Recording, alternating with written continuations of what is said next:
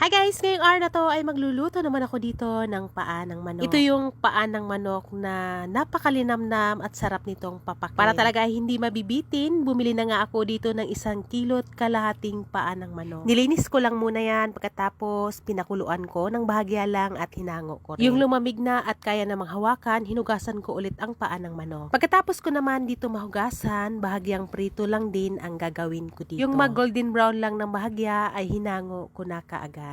Hindi pa naman ito malambot, kailangan ko itong palalambutin at para maging mabilis, gagamit ako dito ng pressure cooker. Naglagay ako dito ng asin, pamintang pino, luya, bawang, pamintang buo. Isasalang ko to ng 30 minutes.